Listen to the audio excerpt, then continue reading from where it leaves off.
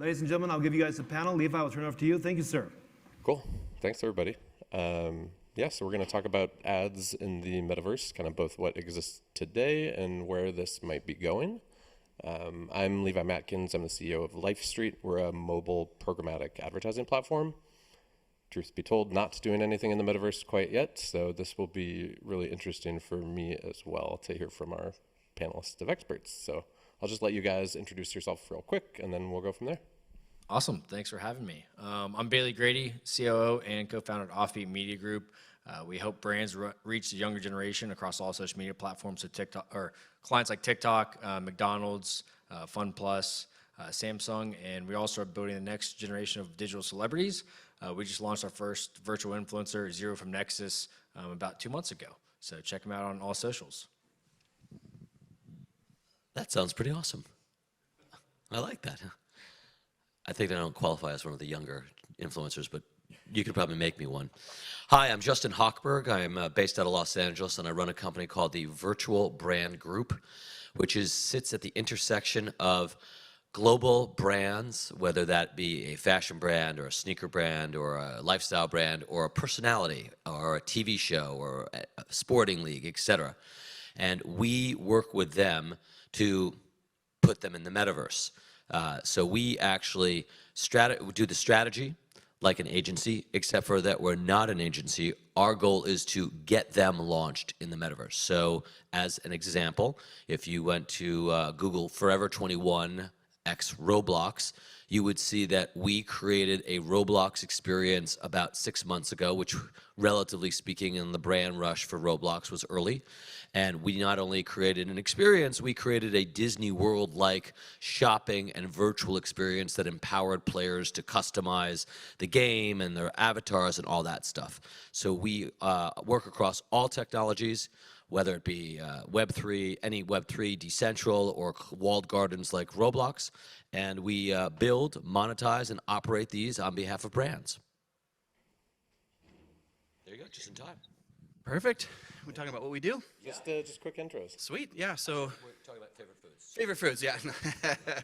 Well, so what we do, super chill, we're a lab and a partnership, so we kind of fill in gaps on different blockchain projects to help be able to give you an opportunity to be able to fill in your teams, and we're also an incubator, so we're able to present you in front of our groups of investors and deal flow to be able to help you to get funded. And by working with us, we vet projects and allow you to be able to have a better chance at that. So that's what we do. Cool. And Ash? Hey, well, I'm normally not this big. So yeah, I'm the CEO and co-founder of Oorbit. We're a cloud infrastructure company, and we develop Web3 infrastructure, cloud GPU compute on a low level that will enable applications that are fully interoperable, and they're streamed into every device. And for years, we've been trying to solve the core technological issues of this space, and whatever is going to be called in the future, whether it's the metaverse or the next internet or the 3D internet, we think tackling the technological issues is at the top priorities. And we want to see brands in the future not going to video games and calling a metaverse operation. Cool. So we've touched on a little bit of it, but why don't we start a little bit about today, like grounded? Like, how would you describe the state of advertising in the metaverse today? Does anybody want to jump in? Maybe Justin might be a good. Sure. So I think there's two answers to that question. And I think the first answer is, if you're asking the question relative to what we know as advertising in the physical world or as it has morphed into the social media world, i.e., I have a eyeball like Facebook or Instagram, and I put some image in front of you that calls you to action, that would be one way to answer that question. And in terms of that, we are nascent because, but yet still very robust. Like on Roblox, there are companies like Bloxbiz, which actually is replicating the entire Outfront Media, CBS Media, Billboard Media world, where they place ads throughout every single game that they can, right? So it's exactly a replica of the physical world done there, right? So that is a business, and like in typical new technologies, people take what they know in one world and they migrate it to the next. And so that feels very sort of moving right next door. Then I think we're on to, and that could be a huge business or that could not be, right? I don't really know. But then we're on to things like spatial analytics, right? So here's some next interesting things that I think are really more impactful that take advantage of the technology as opposed to reproduce the old technology. So one of the biggest problems about knowing your consumer, if you are a retailer, for example, is you know nothing about your consumer for the most part. The best version is you might have their data on, if you have a CRM system, you might have their email. You obviously don't have any real data if you have a platform on Facebook because they control that and they have the wallet. So in places like closed systems or even on Decentraland, having just talked to them today, you can build spatial analytics, which is basically like, imagine I could convince everybody to wear a motion capture suit, right? Like they make these Marvel movies and everyone's wearing these suits so that you can pretend like you're riding a dragon or Tony Stark. So in these 3D spaces, you can drop forms of pixels everywhere. And you could drop them sparingly or make it look like it's particles in the air and they're invisible. And basically that tracks your entire experience like a motion capture suit. And now what you start to think about is, okay, let's put this into a world we can all understand. So I noticed you were at the mall the other day and you walked into a store, but you then walked out of a store. Now, as a regular brand, I don't know any idea why you walked in or why you walked out. But then I saw you walk in and touch a piece of clothing, but you didn't try it on. Or you tried it on, but didn't look at the price tag.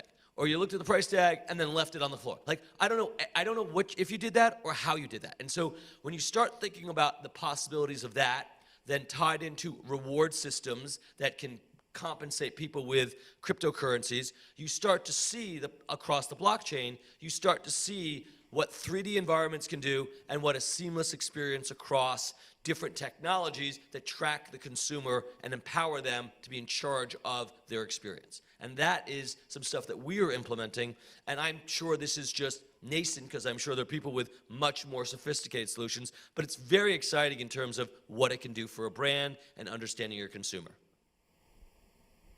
Cool. Anybody else have thoughts on kind of where we're at today? I think some of the coolest things that we're seeing and stuff we're doing at Offbeat is with virtual influencers. You have companies like Samsung partnered up with us to launch the Galaxy S22 in Europe. You have companies launching NFTs with Super Plastic, Gucci in particular. You have LVMH, one of the largest fashion brands in the world, just dropped their own virtual influencer this week, which is just super exciting. So you're seeing brands trying to activate these digital avatars to be the faces of their brands. So you have the Geico Gecko is a prime example of a virtual influencer. It's the largest, probably, character of a brand right now that's out there, but people don't think of it as a virtual influencer, but it's the face of the company. So it's really cool seeing people get involved with this tech, this equipment, and have live streaming capabilities, and just seeing how that crosses over from normal influencers to into the metaverse. So, I just like to add to that. I think that's super cool. I mean, obviously, mascots, Tony the Tiger. That's obviously limited in its physical incarnation. But I mean, Mickey Mouse, right? Minnie Mouse. These are all the same thing, right? So, I guess the question I would have for you is, okay, so I understand that now you control Mickey Mouse instead of like Mr. Beast who controls Mr. Beast. What's the difference between a virtual influencer, I understand technically, and having Goofy or whatever it is, or having Mr. Beast? Like, what can we do that's different besides you get, they're not gonna ask you for a raise, I get that. But like, where do we push on that? well, there's infinite scale with that. So, I mean, they can be in multiple places at the same time. They can be in New York City, they can be in Tokyo, they can be in South Africa at different events at the same time. You can be working on multiple different projects with that same character. At the same time, you're not limited to one person in one spot. Also, you don't have the liability of the face of your brand getting caught drinking and driving or saying something, tweeting something out there, and just the capabilities of AI, what's possible there. You can have chatbots that are interacting with fans on Discord and other platforms. One day you can have, we're working on some tech where hopefully like a Cameo, for example, you can input the text and says, okay, someone wants to wish a happy birthday to their mom. They can input that text, and our technology allows our characters to spit that out and spit spit a video back out to them. So there's infinite scale with that versus when you have one talent, you're limited to that. But also what's cool too is Mr. Beast can launch his own virtual avatars. So he can not only have Mr. Beast his own personality, he can have multiple different characters that are not Mr. Beast looking like him, but their avatar is under his umbrella that he has digital IP now underneath him. So he's just continuing to build out his own IP under his umbrella, where he's bringing his own audience to that and launching multiple characters underneath his, building essentially his own Mr. Beast universe. I love that. Nice. Yeah, I'd say something that's interesting from an infrastructure and kind of a base foundational perspective. I mean, influencers is certainly one way to go, and when you're talking about brands and marketing and how you're going to market to this space in particular, certainly kind of building out those experiences or those opportunities in these different metaverses is going to be really relevant. And what I call really with the transmedia concept of where you're trying to be multiple places at different times, in leveraging your time and availability to be able to be in these places. That's where AI and automation really does drive to scale, to be what we'd call like omnimedia, being all places all at once at the same time, so that you're able to leverage your time to be able to be in more places.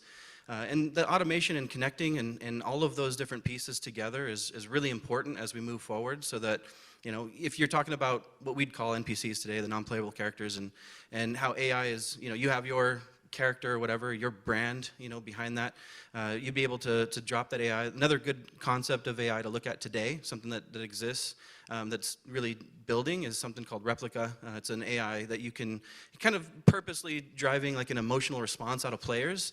That's kind of the whole purpose of what it seems like it's trying to do, and becoming a friend, if you will, a digital friend. So, as this technology becomes more and more sophisticated, you could probably see where you can get as close, quote unquote, you want to a certain influencer or their brand by interacting with these different characters that could be potentially as indistinguishable as directly relating with them, which is a really interesting and unique concept, especially in a digital space where in general the AI could how do you tell what's a real human versus an NPC, at some point with how this technology is going to advance and push forward. And I think that brands can leverage that and use that, and there's a lot of opportunity to duplicate and automate that process. Makes sense. Hey, Ash, we touched on this a little bit earlier when we chatted, but like, how would you define where the tech is today, where that side of it Right. is? So there are two main ways of looking at the metaverse right now. One is from the marketing lens, one is from the compute lens. The compute lens, obviously the consumer and brands are not super interested in. It's just a bunch of technological benchmarking and statistics that will become important in the next couple of years as it shows more sort of scaled mass adoption and use case. But on the marketing side, I think what I could hear from all the descriptions, and so far in the last year, most projects that we hear about, it's about how gaming in general is a dynamic medium, as opposed to media, the previous forms of media where they're not dynamic, they're not continuous. So what I could hear here is the opportunity is that there's a continuous development ecosystem that will allow for objects, allow for abilities, concepts to come into actual utility and activities that brands and businesses can potentially rely on a continuous sort of monetization plan. And one example is like, imagine if a large scale operation at Adidas is only about CGIs and game mechanics and research on those. That is a massive opportunity for profit building and culture building around new type of items that might not actually exist in real life. And that scale, whether the items are applied to actual gameplay or NPCs or a dialogue with an NPC or interaction in a virtual world, that is super exciting. But as it stands today, we're relying on the fashion week in Decentraland, which to us, at least as technologists and creators, looks terrible, right? So I would say the value to getting into this and trying to build these exciting new things and the energy around everything and the NFTs, no matter how much people's money is lost, is important, but also the worry that we have usually is the stagnation in this at this stage, where we don't get to the point that the real technology that is required is not developed, and that's what we're focused on. And we passionately go out there and say, you know what, you're a brand, you're a company that wants to put ads in the metaverse.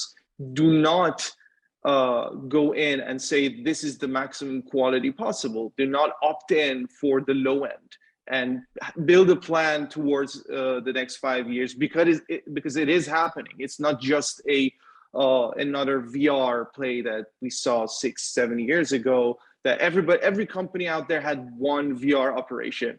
Every brand had like, oh, we did one thing in VR, right? And they moved on. So what our job is to make sure we promote the actual technology that exists, that many people are not aware of in the space. And I think bringing these two perspectives together will shape up what the metaverse or the next iteration of the internet will be. Can I just double click on what he's saying? Because I think he points out a very important problem, especially as it pertains to people not in this room, which are brands that are spending on the advertising, right? So I think, Ash and anybody here who's at this conference is going to go, this is awesome. Look at all these great things you can do. And yet, if you were the head of OMD or BBDO or something like that, you're going to have a small percentage of knowledge of what this is about.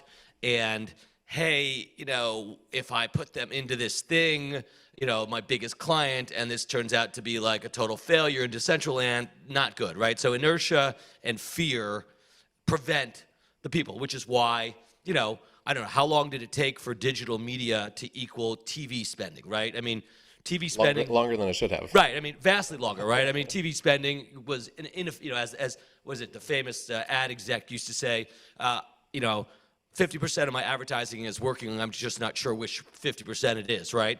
And so then there was the promise of targeted ads and all that, and whether that's lived up to its full expectation, I think we'd say maybe not, but it's definitely better than what came before.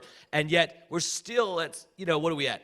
50-50, 60-40, 20 years in. So to Ash's point, I think the nice thing about where we are now, which I think is different, I'm not sure, but as Bill Gates once said when I worked at Microsoft, be careful, being early is the same as being wrong. But I think we're not early. I think we're here, is these things are live ops. So unlike putting an ad in a video game, which takes 4 years of working with EA to get into Madden or whatever it is, you could try something on Decentraland. Whether that's a great idea, and I'm with you, Ash. Was that an amazing execution? No. Did it start to show brands that what's possible even on a low level? Yes. And so what I'm seeing now is there's a hunger for trying that I didn't see in Web 1 or 2 earlier on. And I think part of that is we're a little farther up the knowledge curve, where we're like, oh, look, that internet thing actually was valuable, and that social media thing was valuable. I don't quite get this, but, and I hate to use this, but like people who are in the C-suite, they have kids. What did kids do during lockdown? They played Roblox and Fortnite.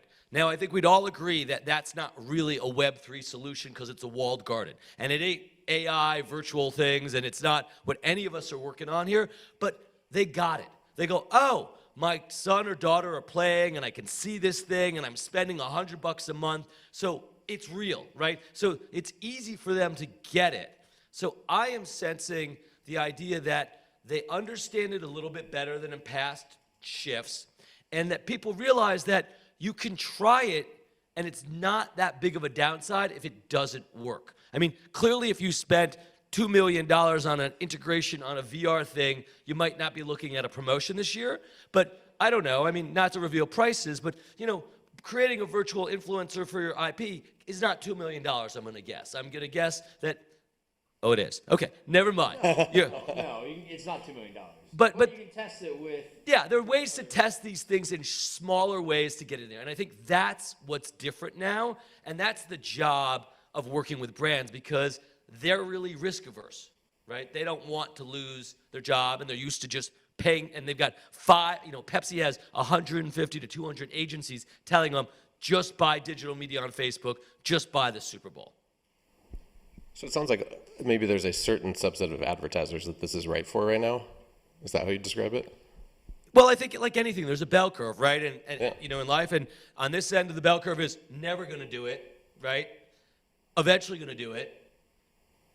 Want to do it right now, and then the people we love, and I think everybody here probably likes, is want to do it yesterday. Like highly motivated and get that there actually is a real first mover advantage because nobody has done it before. Like, okay, so you were in Decentraland for Fashion Week.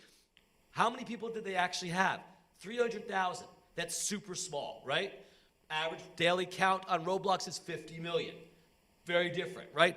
But I saw the press analytics on all of it. Got more press on that thing than any other metaverse thing besides, I think, Meta changing names in the last 6 months.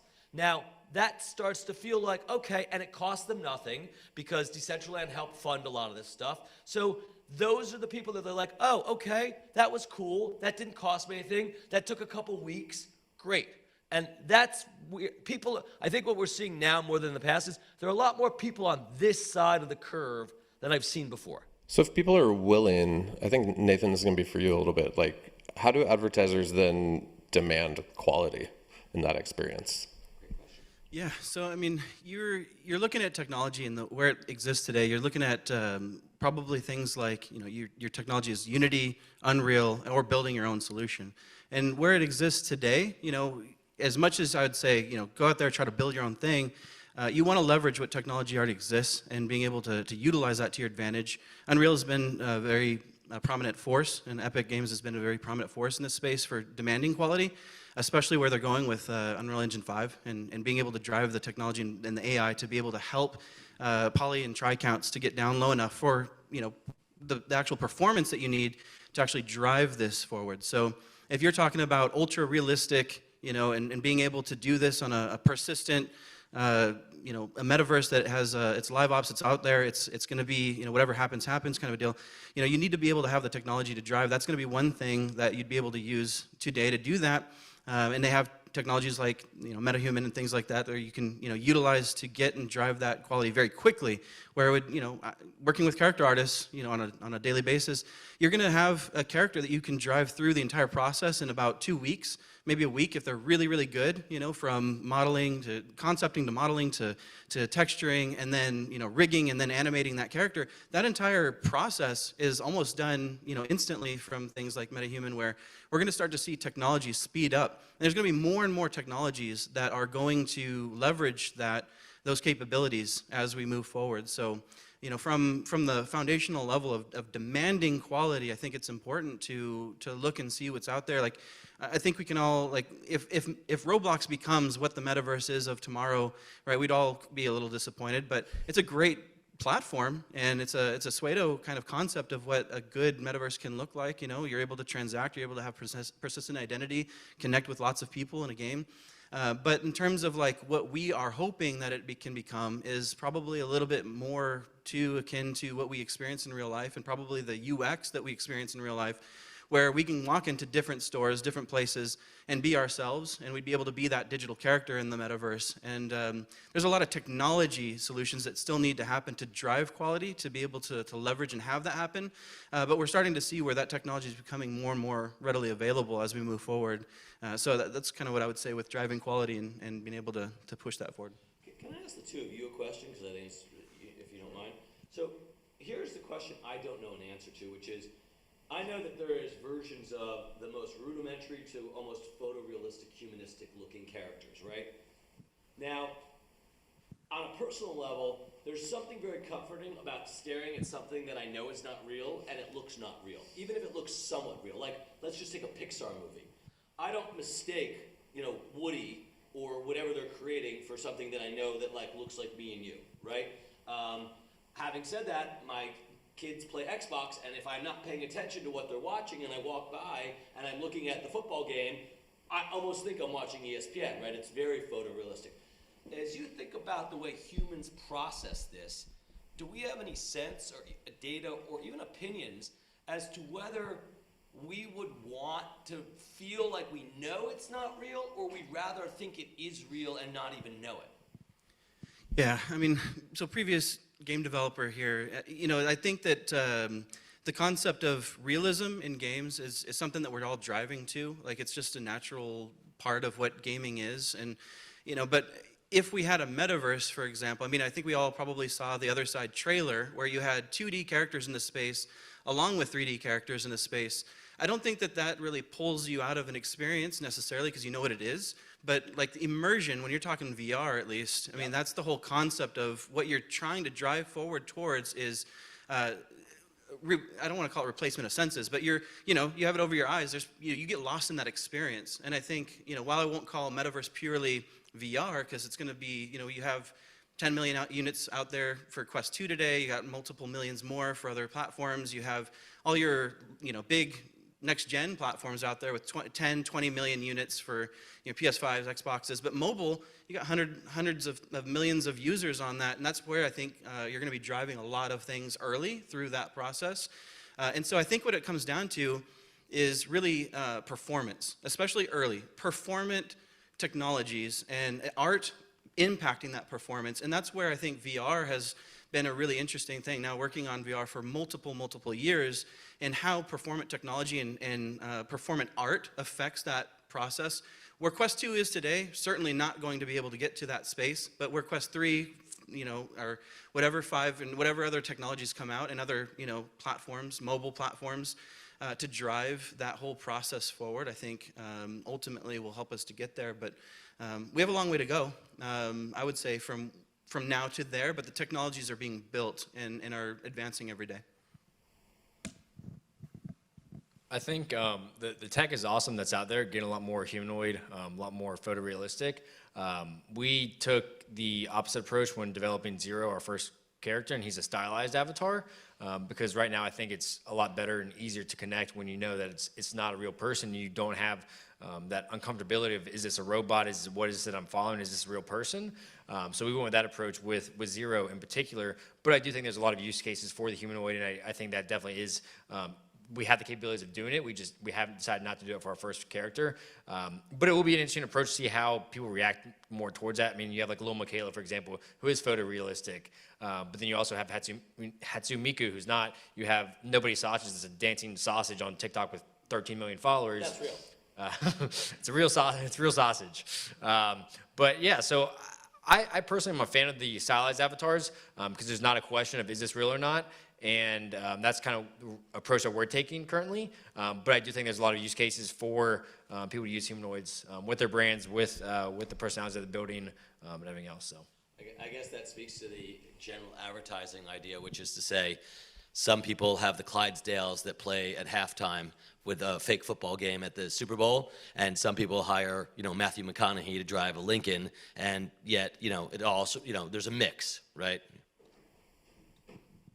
Yeah, can I add that's- something to the Yeah, realism please. question? Because, I think there's a lot of talk about realism here. We're confusing realism with high fidelity. Something that's high graphics quality doesn't mean that it's realistic, right? So it's the question of shading, lighting, and I know Zero, the character, which is exciting because you compare that to the Robloxes and the Decentralands of the world and the sandboxes of the world. Their quality is terrible because of compute. It's not about Unreal Engine, right? So Unreal is not racing towards realism. It's racing towards high capabilities of ray tracing, and that could be a cartoon level IP from any company, right? So it's not really about faking reality and making us think that this creature or this character is real. That would be boring, actually, if everything was just like looking super real. I would just go to the street, right? I would just like go out and go to any store, and that's more fun. It's healthier for my body to walk a little bit. So I think, the technology is there. What I want to point out is that the focus, because obviously it's the question of marketing again, where we want to experiment and prove that we've done something so quickly that we ignore that there are 8 million Unreal developers only, super talented, most of them in Gen Z now. They're building most amazing things by themselves. So on our platform, we have at least 20 games that are super like AAA looking, multiplayer that is built by 1 or 2 20-year-olds, right? So if we ignore what's about to hit the world and just say, oh, this video game that was, by the way, at the beginning, super unsuccessful, and it just like happened to attract 10-year-olds, and we take that number, like the numbers of usage, and sell it to adult content, which is fashion and serious like garments, that's a fallacy to me. That is not real movement. So if you go deep, there are some cool things that are happening, and part of it in the blockchain gaming, part of it in actual game development. And there's a revolution coming where applications of the future, software of the future, websites of the future are built using game engines. And getting brands into that, getting advertisement, creativity into that is, I think, the mission, and should be the mission, because when that scales, it will become the next norm. And the first of the line that actually optimized creativity for that will be, I think, the winner on the ad side, at least. Makes sense. We only have a few minutes left, so I do want to ask one more question, then open it up maybe for a couple questions from the audience. But I don't know how many advertisers we have in this room exactly, but do you have, the question is, what is one piece of actionable advice you would give to an advertiser, I'm going to say, and or a content creator, to read the room, as we kind of navigate the early stages of this transition to the metaverse? One piece of actionable right now, do it today, advertising. So advertising is built on typically scale, right? So you want to be where your consumers are. And so we work across every type of platform, and I am constantly approached, as I'm sure everybody here is, about what the new platforms are. So here is an example. We started building experiences on Roblox because there's a huge number of many millions of people there, and there's a huge ecosystem. I think Roblox is actually the 3rd largest e-com site in the world in terms of units sold, only behind Amazon and Alibaba at 5.8 billion units sold. Now, they're low cost, 10 cents to $1 or whatever, but in terms of just sheer volume, so I guess the actionable item is find out where your consumers are and go there to start with, right? If you're trying to advertise something, and it's, again, I think there's a big 2 different lanes.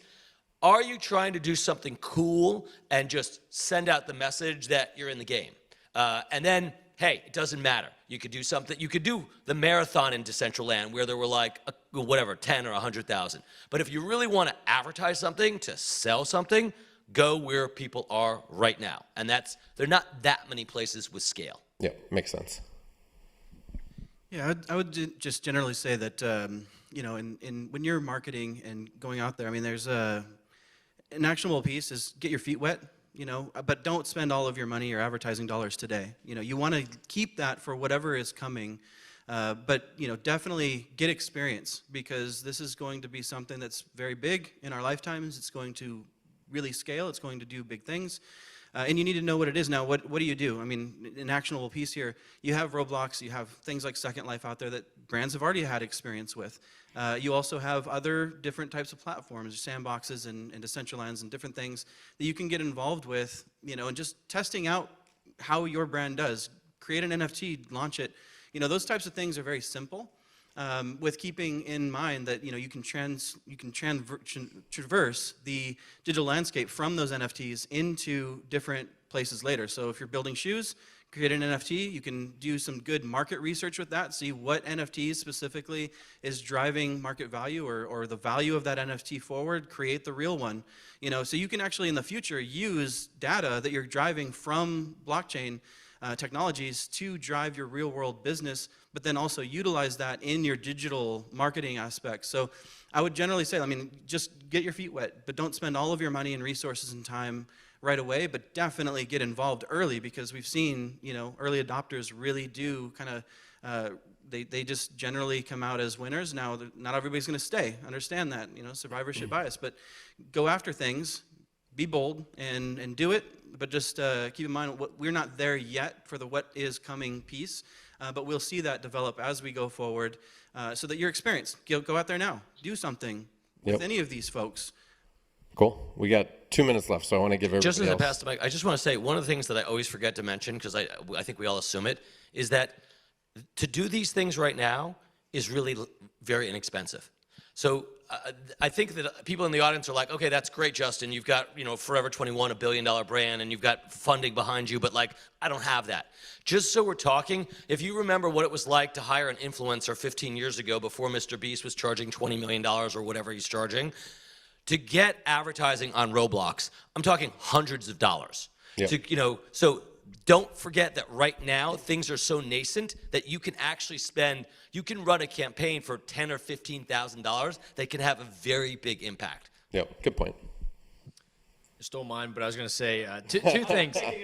Two things. Find an expert, whether it's someone on your team that's interested in the space that knows more about it than you do, or finding someone like us up here to help kind of navigate the space, because you don't want to come off inauthentic or do it in a very bad way. And the second thing is just test different things. It doesn't cost $2 million to create an AR lens. It doesn't cost $2 million to activate a virtual influencer or do ads in Roblox or any other platform. So get your brand up on a virtual billboard. So just test different stuff out. Be ready to change and iterate, and just try to learn as much as possible. Cool. Ash, final word? Yeah, hire new people, mostly in gaming, I would say, and like hire people that know gaming and know what's going on, because something is going on, and I don't hear it today, right? Because again, if you focus on the fact that millions of people go on Roblox, they're children, they're not going to buy anything. The VPs of those companies that bring those brands are just ticking the box. Something else is happening, which is engines are getting larger and larger. Games are getting more exciting, but the publishing is not following through. So when that happens, you need to have gaming knowledge. It's almost when people didn't know what an app is on Apple Store. It's like they didn't know what a website is, right? So gaming knowledge to me is and also new finance tools, blockchain, crypto, because that is going to be the new financial language. And the combination of two will be the future of, the next 10 years at least. Yeah. Cool. Thanks. All right, gentlemen, thank you guys very much for this panel. We appreciate it very much. Thank you. Round of applause.